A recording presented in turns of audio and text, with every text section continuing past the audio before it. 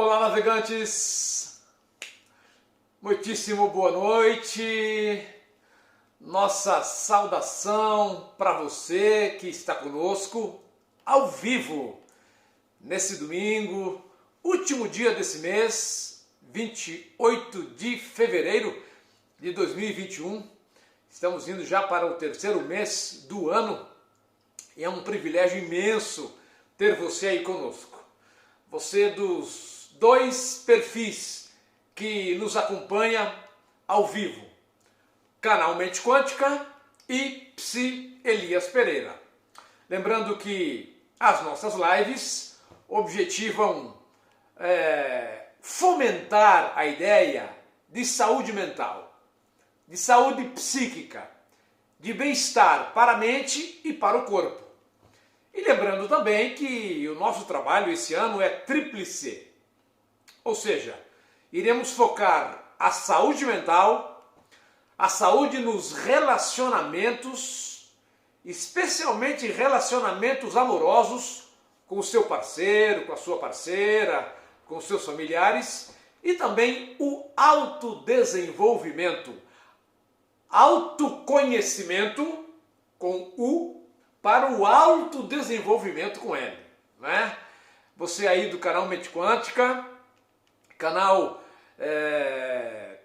gerenciado pela querida amiga Kênia Bastos, a quem já entregamos o nosso abraço e a nossa gratidão, e já reconhecendo pessoas queridas aí conosco, a Maria Almeida, o Carlos Magnol também está conosco, a Gleide Silene também está conosco, KB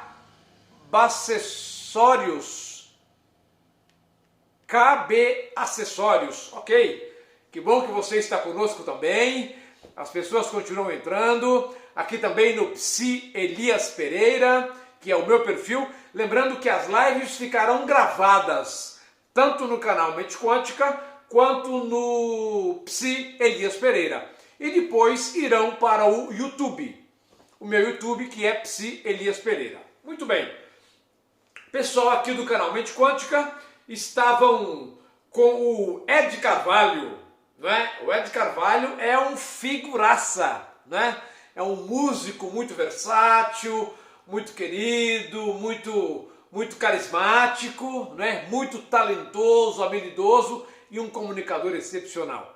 E ele estava aí com você no canal Mente Quântica até agora há pouquinho, e ele encerrou a sua live que começa às 6 horas, vai até às 7, e às 7 horas a gente entra para dar continuidade. Lídio Neto, boa noite para você também, Lídio. Forte abraço para você. Diego também está conosco, acenando aí, nosso boa noite. Para Angel 17 também está conosco, forte abraço. Aqui no Psi Elias Pereira, Vidal Cário. Vidal, ok? O Vidal, acho que é o Vidal que eu estou imaginando. Forte abraço para você, seja bem-vindo. Kênia Bastos também já está conosco. E eu quero lembrar você de quem é que você está, com quem é que você está. Quem faz companhia para você nesse momento, nesses 40, 45, quase 50 minutos de conversa que teremos. E hoje o tema, eu resolvi pegar um tema,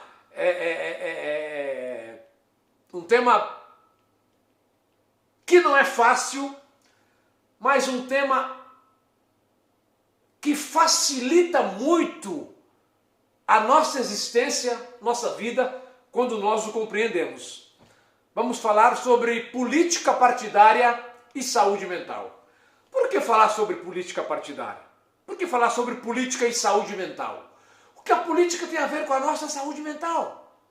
É o que vamos ver daqui a pouquinho, e você vai ver que nós estamos vivendo num momento onde a política e a saúde mental está esgarçando nossa psique, nossa mente, nossa subjetividade.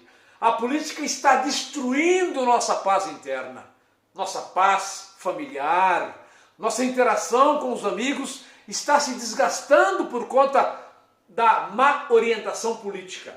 E é sobre isso que eu quero prevenir você. Muito bem, meu nome é Elias Pereira, eu sou teólogo de formação, sou bacharel em teologia, bacharelado de 1997, não é? Portanto, do século passado, esse bacharelado. O meu mestrado em teologia, porém é mais recente, tem aí coisa de 10, 12 anos. Também sou bacharel em psicologia, me fiz psicólogo clínico e atuo hoje na psicologia clínica. Sou psicólogo clínico de base psicanalítica. Minha opção na formação em psicologia foi a psicanálise. E meu estágio foram 2 anos maravilhosos em psicoterapia infantil, com a supervisão da querida doutora, professora da USP, que foi uma influência muito forte para todos nós. A doutora Mary Santiago, a quem fica aqui a minha lembrança e o meu desejo de que continue com as mesmas habilidades com que coordenou aquela turma de estágio em psicanálise infantil por 2 anos, não é? Me fiz professor universitário na disciplina de psicologia organizacional e esse afazer está interrompido, estou de licença na vida acadêmica como professor universitário por conta dos meus pacientes. A região onde eu estou e no mundo todo as pessoas trabalham ao longo do dia e muitos querem a sua terapia à noite, que é quando eu dava aula. Então eu deixei a vida acadêmica como professor para atender aos meus pacientes, que a clínica é aquilo que me puxa, que me chama, que complementa a minha alma. E hoje eu estou como estudante de direito também, né? Então eu estudo direito pela manhã, das 7h30 às 11h30, e depois à tarde, a partir das 13 horas até as 22, 23, 23h50, eu faço as minhas atividades atendendo na minha clínica psicológica, aqui em Hortolândia, a 100 km de São Paulo. Para quem conhece o estado de São Paulo, no Brasil todo e no mundo, você pode ir lá no Google e conhecer melhor o Brasil, conhecer o estado de São Paulo. Eu estou na região metropolitana de Campinas e eu digo com muita alegria, não é? Que mais de 90% dos meus pacientes hoje eu os atendo online, dos mais diversos lugares do mundo, não é? Então, confirmando aquilo que o CRP já entendeu há 10, 12 anos, que o atendimento online seria algo de dominância no universo de psicoterapia, hoje é uma realidade. Eu tenho mais de 90% dos meus pacientes online. Às vezes atendo 8, 9, 10 pacientes por dia e no meu consultório 1, 2, o restante online, com as mais diversas plataformas, no Meet, no Zoom, no WhatsApp, no Discord. Os adolescentes gostam muito desse aplicativo que usam nos jogos. Mas enfim, como eu sempre digo, você não veio aqui para ficar ouvindo o Elias falar do próprio Elias. Você veio aqui para ouvir aquilo que vai nos ajudar a ter uma vida mental melhor, não é verdade? Posições políticas e saúde mental. Eu posso ver aqui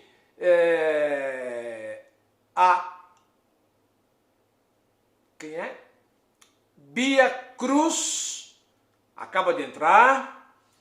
Vidal Carioca, Vidal do Direito, é isso mesmo. O Vidal, um amigo querido aí, parceiro nas aulas do Direito. A gente pena durante a semana estudando Direito, e aí final de semana, e eu atendendo durante a semana, e aí final de semana, Vidal, a gente vem aqui falar um pouco sobre psicologia. E hoje eu vou falar sobre posições políticas, política partidária e saúde mental. O que é que tem a ver?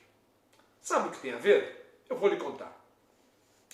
Nós vivemos hoje, no Brasil, um acirramento discursivo no mundo político sem precedentes na história do país. Não há precedente na história do Brasil de um acirramento político tão forte. Aí você vai me dizer, mas e a década de 60? E 64? E 68? O ano que não terminou, não é? O acirramento político ali se deu num viés que tinha data marcada para terminar, que é quando os militares finalmente disseminassem a pretensa revolução e assumissem o controle. Hoje, como nós vivemos no Estado democrático de direito, não tem data marcada para terminar esse acirramento político em que nós vivemos. Ele pode durar décadas, pode durar séculos, dependendo da visão religiosa que você tem também. Minha visão religiosa diz que não viveremos tanto assim para ver esse acirramento político ganhar contornos mais agressivos. Mas essa é uma outra questão. As últimas eleições majoritárias no nosso país dividiu amigos, dividiu namorados, e eu tenho exemplos na minha clínica que dividiu namorados, eu tenho exemplos na minha clínica que dividiu familiares, dividiu colegas de serviço, colegas de trabalho, e gerou uma onda de mal-estar generalizado. Tamanho foi esse acirramento político. Desde a redemocratização, desde a nossa Constituição de 88, o país estava marcado por um viés socialista, um viés esquerdista. A nossa própria Constituição tem um viés socialista, não é? Se você a ler com olhos atentos, com um olhar clínico, você irá perceber isso. Mas as últimas eleições majoritárias teve um elemento de direita muito forte, uma presença muito marcante de um líder de direita que levantou uma série de correligionários e apoiadores de direitas no país todo. E o país se polarizou. Isso gerou um mal-estar psíquico, um mal-estar mental, um mal-estar de relacionamentos. E qual é a nossa tarefa? Como estudiosos e operadores da saúde mental? É ajudar essa população brasileira a conviver de forma pacífica e harmoniosa com a presença da esquerda atuante e a presença da direita atuante. Parece que para haver harmonia, a direita precisa sufocar a esquerda, ou a esquerda sufocar a direita. Ao contrário, a democracia pede, clama, exige que a direita não se submeta e não fique submersa no mundo político. E nem a esquerda. Mas que ambos devem criar um espaço de diálogo maduro, consistente, saudável psicologicamente. E como eu sempre faço questão de lembrar, estamos com um olhar tríplice. E eu lembro que eu deveria ser um estrábico tríplice, com um olhar no canal Mente Quântica, outro no Psi Elias Pereira e outro aqui nas minhas anotações, não é? Você sabia que nunca se falou tanto em política nos divãs, na psicoterapia, na análise, nos atendimentos que os coaches fazem? Nunca se falou tanto sobre política como se fala agora. Conflitos que se alastram, catalisando e tensionando as relações entre professores e alunos, médicos e pacientes, empregados e patrões. Mas uma tensão desnecessária, uma tensão gratuita. Nela Anjo acaba de entrar. Um abraço para você, que bom que você está conosco. O Anderson, também conosco aqui no canal Mente Quântica. É bom ter você. O Robson, aqui no Psi Elias Pereira. Robson C.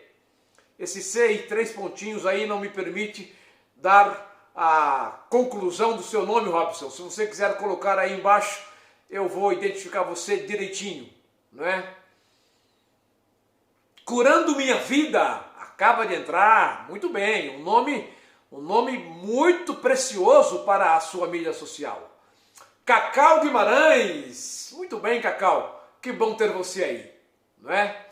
Estamos sempre de olhos atentos para ver quem é que está aí conosco, e todos vocês são muitíssimo bem-vindos. Você sabe que essa tensão na vida política brasileira e essa mexida emocional, ela estava se ensaiando desde 2013, quando os estudantes, quando os jovens foram às ruas.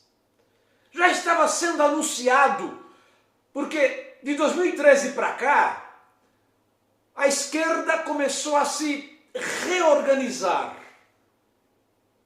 a se fortalecer, por assim dizer. E a direita começou a dar sinais de que tinha fôlego para chegar a uma eleição majoritária. A partir de 2013, começou-se a antecipar aquilo que nós temos hoje. A renovação da esquerda e o discurso conservador começou ali em 2013, 14, 2017 e 2018 foi o apogeu. E finalmente, há 2 anos atrás, com a eleição majoritária, com um presidente notadamente de direita. É interessante que os estudantes, os sociólogos, dizem que o apóstolo Paulo foi o primeiro universalista. Ele foi o criador do universalismo, quando ele diz que para o cristianismo não havia grego nem judeu, nem mulheres nem homens, nem escravos, nem livres. Então, ele criou uma espécie de universalismo. Ele parecia criar e antever a possibilidade e a necessidade da convivência entre os diferentes. De que o convívio não era coisa para ser praticada apenas entre os iguais, mas entre os diferentes deveria haver uma harmonia. Diante dessa nova lei, o cristianismo, com a qual podemos medir e comparar, somos todos iguais.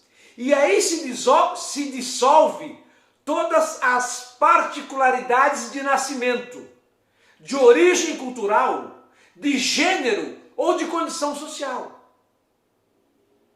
Lembrando que o apóstolo São Paulo, não era apenas um pregador, como os mais incautos e ingênuos podem imaginar. O apóstolo São Paulo era um filósofo, era um doutor da lei, conhecedor profundo da filosofia grega, do direito romano, da religiosidade judaica. E esse arcabouço todo o levou a antever um período onde os diferentes pudessem conviver de forma harmoniosa dentro do seu cristianismo. Independente do apóstolo São Paulo, figuras visionárias perceberam com clareza que, diante dos perigos representados pela diminuição da exclusão social e da desigualdade, veja, quando a exclusão social e a desigualdade no Brasil começou a diminuir, tornou-se claro para os estudiosos que iria ser criado um novo discurso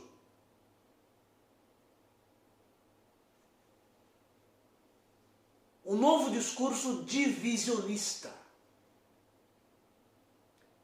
Porque o discurso era marcado pelas desigualdades sociais, pela exclusão social. Quando o Brasil se coloca entre as 10 maiores economias do mundo, quando o Brasil começa a diminuir seus índices de pobreza, quando a fome começa a diminuir, quando alguns milhões são tirados da pobreza, tornou-se claro para alguns estudiosos que um novo discurso divisionista iria surgir. E surgiu. E o discurso traz mais ou menos esse traço. Os que pensam diferentes de nós não representam apenas outro ponto de vista, mas são pessoas doentes que precisam ser corrigidas como indivíduos desviantes. Ou seja, começou a patologizar aquele que pensa diferente. O diferente já não era o pobre. O diferente já não era o que morava na comunidade ou na favela. O diferente já não era aquele que vivia sua homossexualidade. O diferente já não era aquele que entendia que o aborto era viável. O diferente agora passa a ter contornos de psicopatologia. O diferente passa a ser considerado uma espécie de doente mental que precisa ser tratado, que precisa de um psiquiatra, de um terapeuta, de um psicólogo para corrigir a sua doença mental. E o ponto comum nesse discurso de exclusão é a redução do adversário político numa figura de irracionalidade. E aí o Brasil entrou num período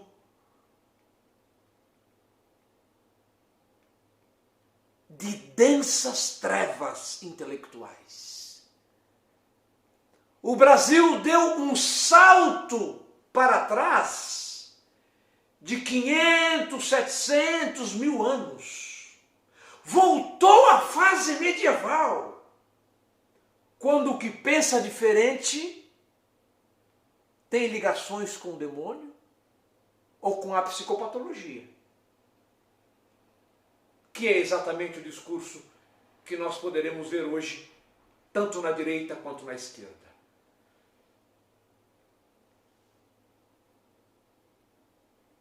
Por exemplo, você já ouviu falar nos petralhas e nos esquerdopatas? Quem são os petralhas e os esquerdopatas? Os petralhas e os esquerdopatas são aqueles da esquerda, assim denominados por aqueles que são de direita. E por que são chamados de esquerdopatas? Assim, os de direita fazem uma associação englobante que vai desde o presidente eleito, com todos os seus ministros, seu staff executivo, com seus parlamentares de direita, vereadores, correligionários, todos entendendo que aqueles que pertencem à esquerda são esquerdopatas, ou seja, trazem um traço de patologia. Ou seja, não são seres normais. São seres que possuem algum distúrbio mental e que, de algum modo, precisam ser tratados ou medicados para voltarem à sua normalidade. E eu tenho vergonha alheia quando me lembro de um líder religioso muitíssimo conhecido no Brasil todo, se refere àqueles de esquerda como esquerdopatas. E para minha vergonha e meu vexame, ele é um líder religioso, mas tem formação em psicologia.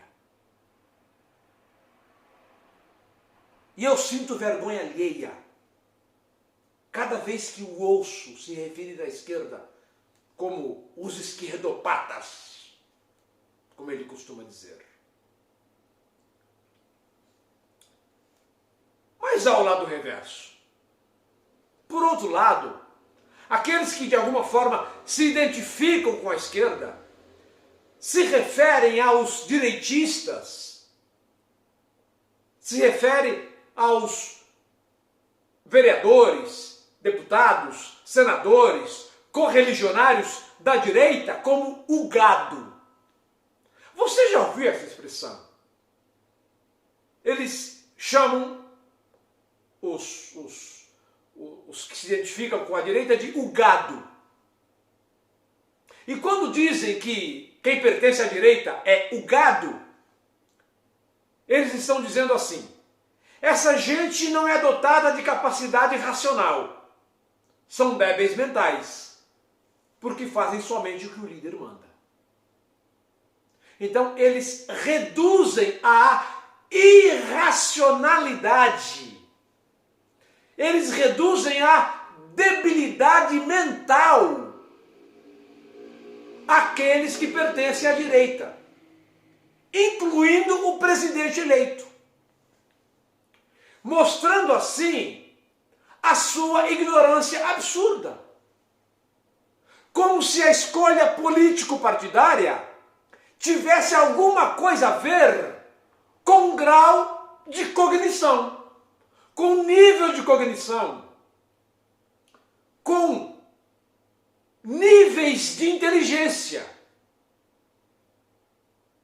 reproduzindo o erro daqueles que pertencem à direita, que entendem que escolha político-partidária ligada à esquerda está ligado à doença mental. Agora pergunto eu, que mundo é esse que estamos vivendo, onde se você não vê o mundo com os meus olhos, ou você tem uma doença mental, ou você tem um déficit cognitivo.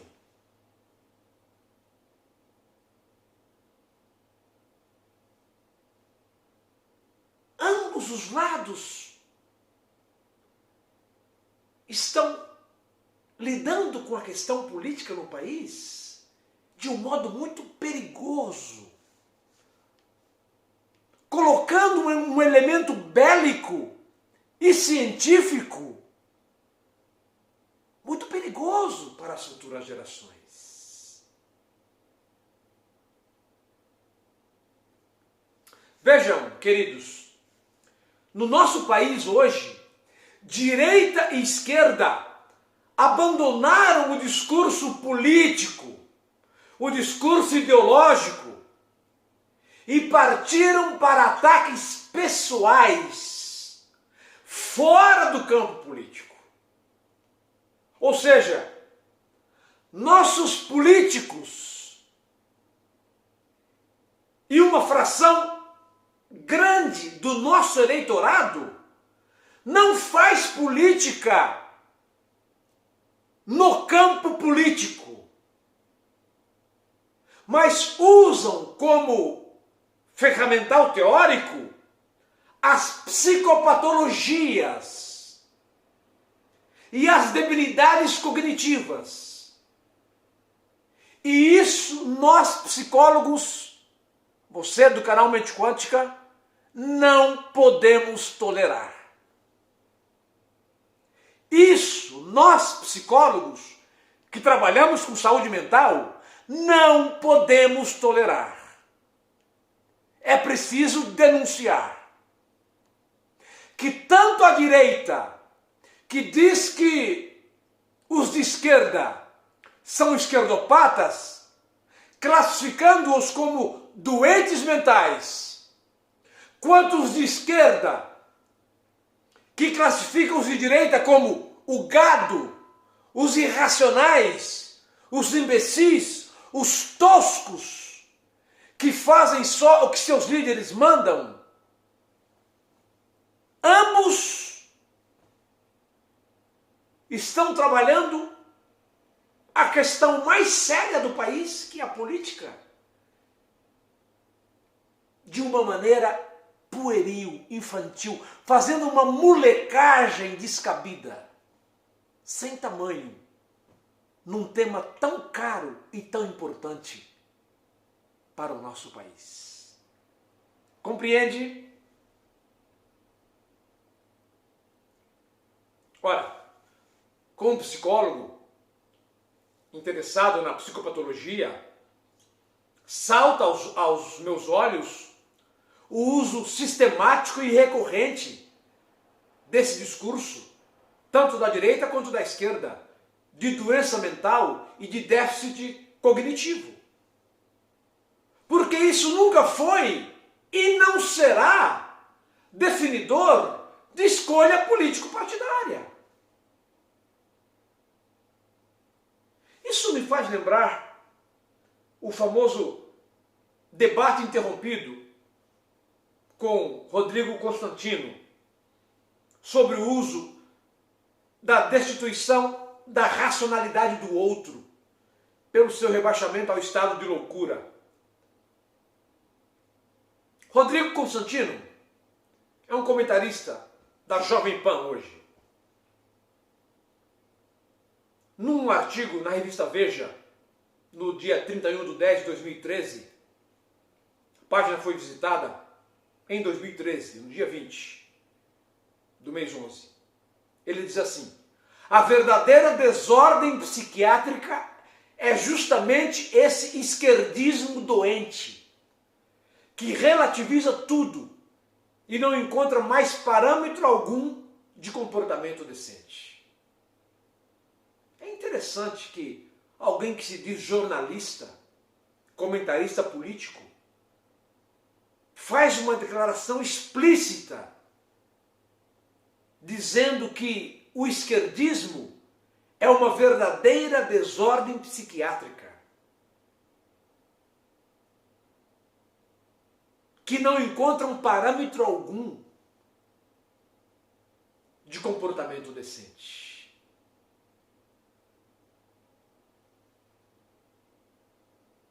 Questionado, quando Constantino foi questionado sobre o fato de que nenhuma orientação política ou religiosa pode ser considerada imediatamente um transtorno mental, percebe-se na resposta do próprio autor que o uso de expressões como esquerdopatia não é alegórico, metafórico ou um exagero retórico,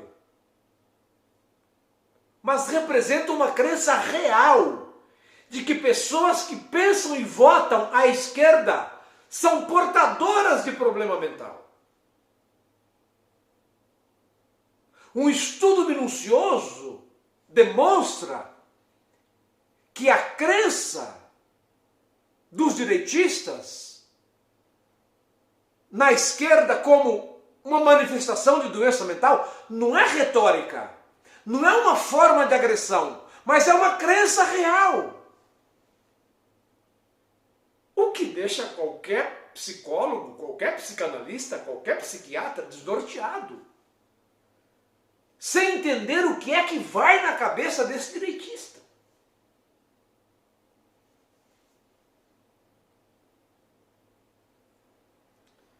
E quando fazem isso, quando os direitistas fazem isso, eles estão sancionando, justificando milhões de mortes ocasionadas por ditadores cubanos, chineses, cambojanos, enfim. Os eleitores do PT ou do PSOL são psicopatas, eles estão dizendo. Em escala reduzida, elas são tão corruptas quanto a turma da Lava Jato, da Petrobras. Confrontado com o fato de que a associação entre orientação política e diagnóstico de transtorno mental é repudiada explícita e veementemente, até mesmo pelos manuais mais conservadores em psicopatologia, que no caso é o CID-10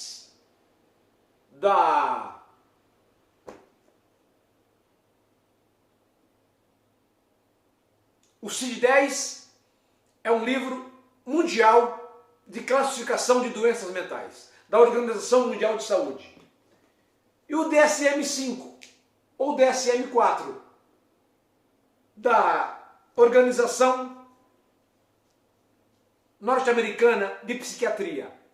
Ambos tiram a legitimidade desse discurso equivocado entre escolha política e psicopatologia.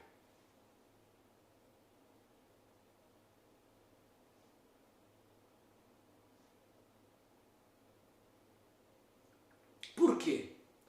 Porque há personalidades autoritárias no campo da direita e no campo da esquerda. Há personalidades excêntricas na direita e na esquerda. Há gente com boa formação intelectual, moral, ética, na direita e na esquerda. O erro aqui é pensar que a personalidade autoritária, a psicopatia ou a personalidade antissocial liga-se necessariamente a determinado partido, determinada religião, determinado gênero ou determinada raça. A Wanda Carvalho está dando boa noite. O Trigueiro Duarte também está aí, refletindo conosco, nesse tema que, para mim, não muito fácil, não muito palatável, mas dos mais importantes no mundo contemporâneo. Jonas está dando uma boa noite a todos, um abraço para você, Jonas. A Lima Juju também, aqui no Psi Elias Pereira. Iranel Doc, também aqui no Psi Elias Pereira, muitíssimo bem-vindos. E finalmente, vamos colocar os pingos nos is. E vamos caminhar para o final da nossa conversa, que é quando clareamos todas as coisas.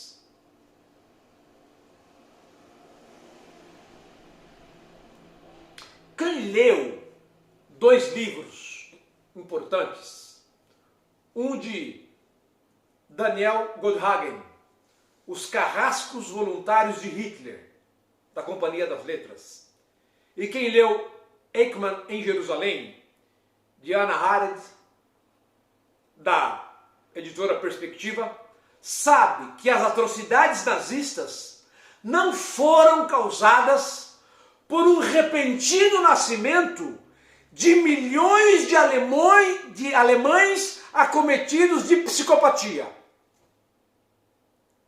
Quem leu esses dois livros, desses dois estudiosos, sabe que o nazismo não é fruto do nascimento de milhões de alemães psicopatas numa única geração. Por quê? Os carrascos voluntários que trabalharam em Auschwitz e em Treblinka eram, no geral, banais funcionários de Estado, interessados em valores como conformidade, adequação e obediência. Pessoas que se sentiam irrelevantes, mas que podiam substituir essa irrelevância por um grandioso projeto coletivo, se obedecessem ao discurso correto. Não eram pessoas doentias. Não eram pessoas com capacidade mental abaixo da média ou fora da razoabilidade. Não eram nem doentes mentais e nem gente com debilidade cognitiva. Mas eram funcionários do Estado, em busca de uma ordem social equilibrada, e que foram contaminados por um discurso que lhes parecia coerente, amparado nas leis e constituição de seu país. Você percebe como é fácil trazer questões político-partidárias para o campo da psicopatologia ou para o campo das debilidades cognitivas?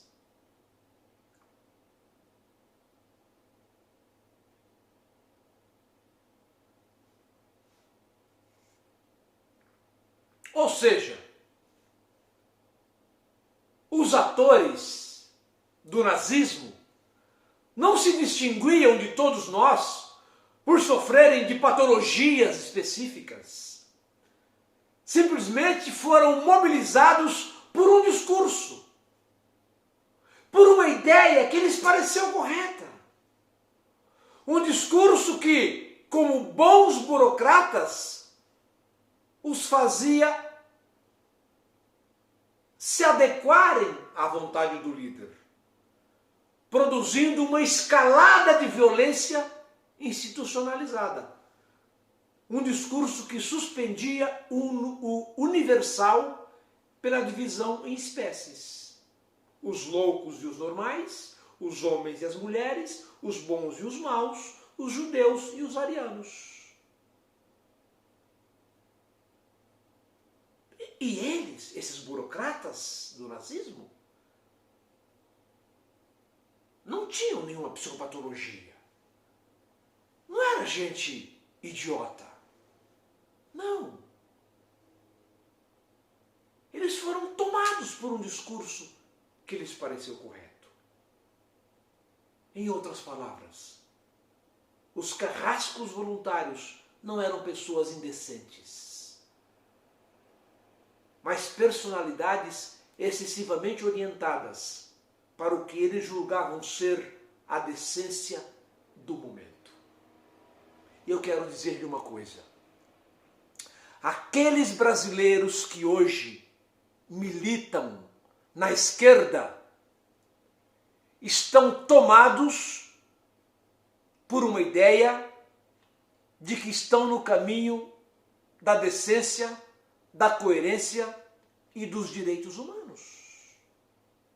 E quero dizer também que aqueles que militam na direita estão tomados por uma ideia de ordem, de coerência, de sensatez e de reequilibrar as forças políticas no país. não se trata nem de gado, gente imbecil, idiota, que só segue o que o líder manda, e também não se trata de esquerdopatas, gente com doenças mentais afloradas. São apenas seres humanos tentando dar o seu melhor. Eu quero lhe fazer uma pergunta. E você? Qual é o seu papel nesse Brasil polarizado entre direita e esquerda? Se você se identifica com a direita, milite na direita. Respeite a esquerda. Se você milita na esquerda, milite na esquerda. Respeite a direita. E resolvam as suas diferenças no voto, na urna, no discurso coerente e sensato. E não nos rótulos destituídos de qualquer senso crítico.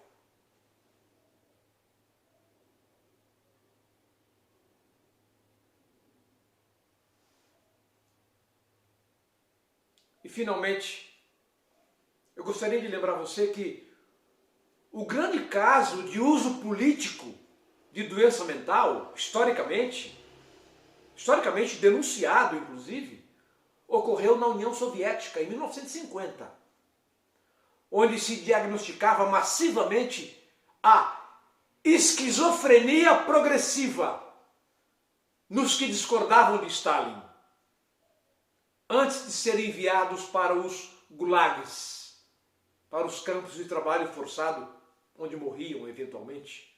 Ou seja, essa história de achar que esquerda é doente mental é uma invenção da própria esquerda, mascarado de liberal, que não consegue separar clínica psicopatológica de moralidade preconceituosa.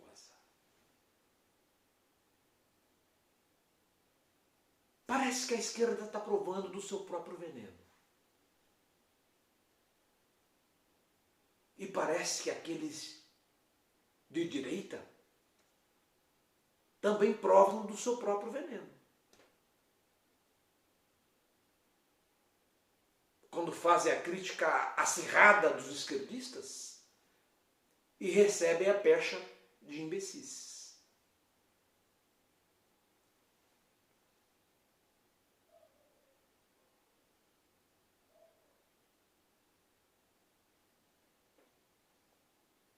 Eu e você podemos até não acreditar nessa coisa de que a esquerda é uma patologia. Mas mesmo assim, somos expostos e absorvemos a lógica discursiva que ouvimos continuamente.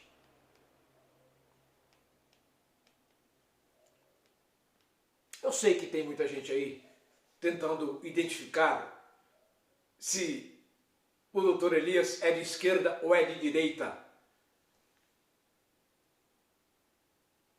É claro que você não conseguiu identificar, porque eu não estou falando aqui como de direita ou de esquerda, ou de direitista ou esquerdista. Eu estou falando como pesquisador da saúde mental e rechaçando todo e qualquer rótulo que se queira infligir a alguém por conta da sua escolha político-partidária. O que está em voga aqui não é a minha escolha política. O que está em voga aqui é rechaçar toda e qualquer forma de diminuir, de excluir o outro, Hoje tem uma palavra que virou modinha, né? Cancelar o outro pela escolha política que ele fez.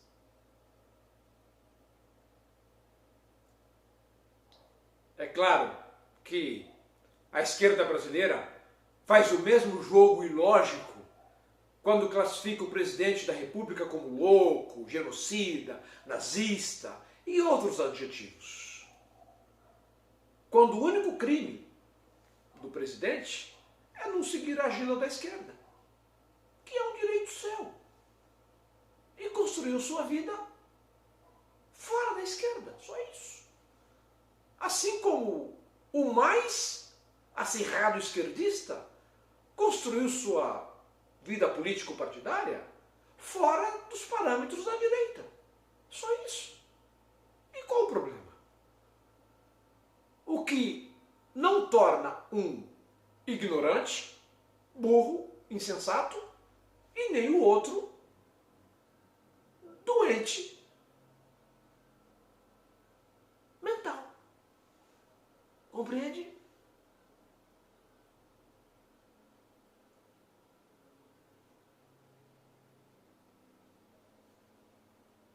Acontece que, silenciando o outro e tornando o outro um ser irracional, louco, doente, desprezível, nós nos normalizamos.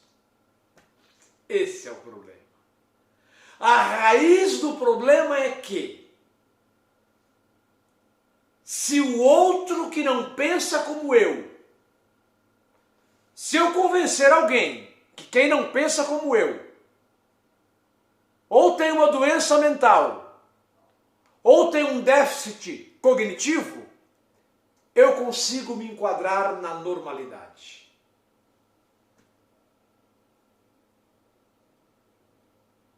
Mas, na verdade, para quem entende o básico de funcionamento mental, se eu classifico esse ou aquele de doente mental ou de baixo índice de cognição pela sua escolha político-partidária, eu só estou demonstrando o quão ignorante eu sou sobre o funcionamento mental e sobre política também. Eu quero concluir lembrando o que diz o apóstolo São Paulo, mais uma vez. Em Colossenses 3,11, ele diz assim: nessa nova ordem de vida, não há mais diferença entre grego ou judeu, circunciso ou incircunciso, bárbaro e cita, escravo ou livre, mas sim, Cristo é tudo e habita em todos vós.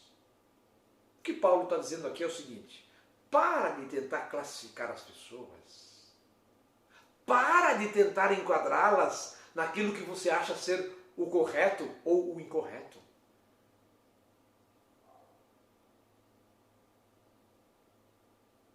Para de carimbar e rotular as pessoas, é o que ele está dizendo. E eu quero concluir dizendo o seguinte: a questão, queridos, não é ser de direita ou de esquerda.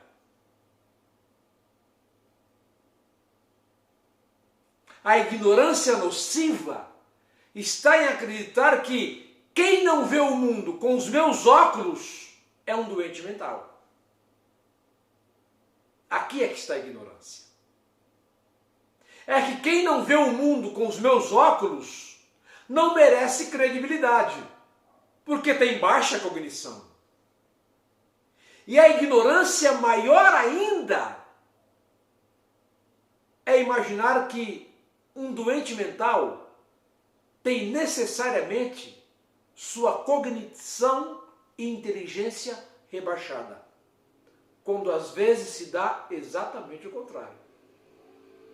Às vezes, alguém com uma psicopatologia mental tem a sua cognição acima da média e não rebaixada.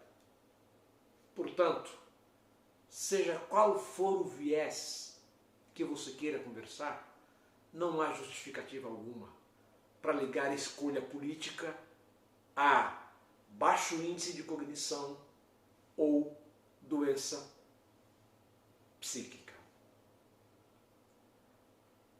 eu quero concluir nossa conversa de hoje, que eu sei que foi um pouco mais complexa do que as outras.